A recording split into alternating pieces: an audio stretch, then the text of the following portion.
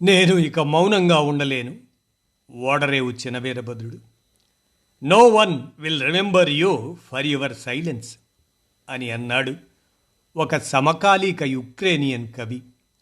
చాలాసార్లు మనం మాట్లాడుతున్న మాటలు పువ్వులు పూసినట్లుగా, పక్షులు కూజితాలు వినిపించినట్లుగా, నదులు ప్రవహించినట్టుగా ఉండటం ఎంత అవసరమో, అట్లానే భయంకరమైన నిశ్శబ్దాన్ని ఛేదించేవిగా ఉండటం కూడా అంతే అవసరం. ఆ నిశ్శబ్దం నీది కావచ్చు, నాది కావచ్చు, ఒక తరానిది కావచ్చు, ఒక యుగానిది కావచ్చు. ఒక స్త్రీని ఆమె మరొక మతానికి చెందినన్న కారణం మీద నడి రోడ్డు మీద 10 మంది గ్యాంగ్ రేపు చేసినప్పుడు మనం మాట్లాడలేదు. ఆమె 3 ఏళ్ల కన్నబిడ్డని ఆమె కట్టెదుట బండకేసి బాది చంపేసినప్పుడు కూడా మనం మాట్లాడలేదు. ఆమె న్యాయం కోసం అలుపెరగని పోరాటం చేసినప్పుడు కూడా మనం మాట్లాడలేదు. చివరికి ఆ నేరం చేసిన దోషుల్ని క్షమాభిక్ష పేరు మీద విడుదల చేసినప్పుడు కూడా మనం మాట్లాడలేదు. ఆ దుర్మార్గులు జైలు నుంచి బయటికి రాగానే వారికి తిలకం దిద్ది హారతి ఇచ్చి పూలమాలలు వేసినప్పుడు కూడా మనం మాట్లాడలేదు. మనం అంటే బహుశా నేను మాట్లాడలేదు కాబట్టి నేను మౌనం వహించానని అనుకోకండి. నాకు మాటలు రాలేదు కాబట్టి మాట్లాడలేకపోయాను. గొంతు పెగల్లేదు కాబట్టి మాట్లాడలేకపోయాను. నెత్తురు ఉడికిపోయింది కాబట్టి మాట్లాడలేకపోయాను. ఒళ్ళంతా చచ్చిపోయింది కాబట్టి మాట్లాడలేకపోయాను.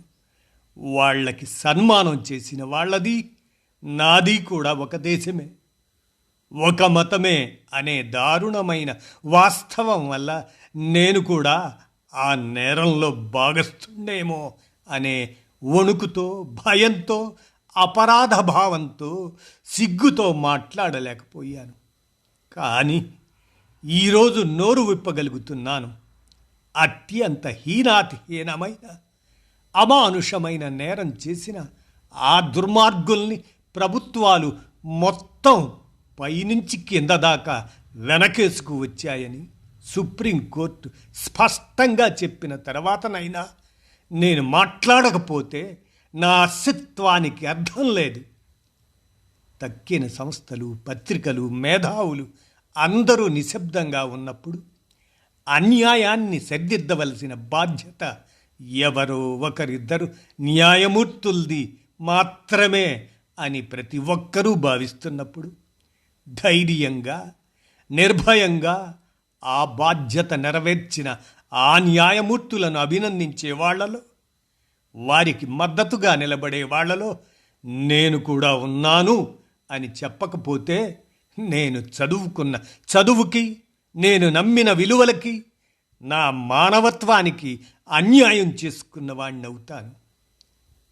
జర్మనీలో ఒకప్పుడు యూదుల్ని సజీవంగా తగలబెట్టినప్పుడు ఆ నేరం హిట్లర్ ఒకడిదే కాదు, తమ పొరుగు వాళ్ళు, యూదులని ప్రభుత్వానికి నివేదికలు అందించిన వాళ్ళు, రహస్య జాబితాలు తయారు చేసిన వాళ్ళు, వాళ్ళ చిరునామాలు సేకరించిన వాళ్ళు, వాళ్ళని రాత్రికి రాత్రి ఇళ్లలోంచి బయటకు లాగి ట్రక్కుల్లో ఎక్కించిన వాళ్ళు, అష్విజ్లో ఫర్నేసులు ఆపరేట్ చేసిన వాళ్ళు, వాళ్ళని తగలబెట్టిన వాళ్ళు, మొత్తం అంతా ప్రతి ఒక్కరూ కూడా ఆ హత్యాకాండలో భాగం పంచుకున్న వాళ్లేనని గుర్తుపట్టడం కష్టం కాదు.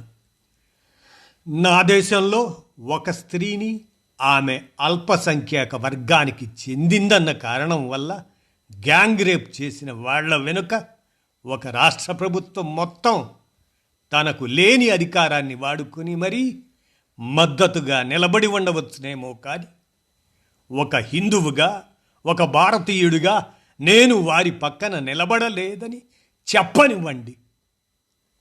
నా సమకాలిక భారతదేశంలో నరరూప రాక్షసుల జాబితా తయారు చేస్తున్నప్పుడు అందులో నా పేరు పొరపాటున కూడా చేరకూడదని కనీసం ఇప్పుడైనా నన్ను ఎలుగెత్తి చెప్పనివ్వండి. అటువంటి వాళ్ళని ఎంతలా ద్వేషించాలో అంతలా ద్వేషిస్తే తప్ప భగత్ సింగ్ చెప్పినట్లుగా మనం ఎవరిని ఎంతలా ప్రేమించాలో వారిని అంతగా ప్రేమించలేమని నోరారా చెప్పనివ్వండి. జార్జ్ చక్రవర్తి నిరంకుశత్వాన్ని ఎండగడుతూ ఒకప్పుడు టాల్స్టాయ్ తన గళం విప్పి ఐ కాంట్ బి సైలెంట్ అన్నాడు.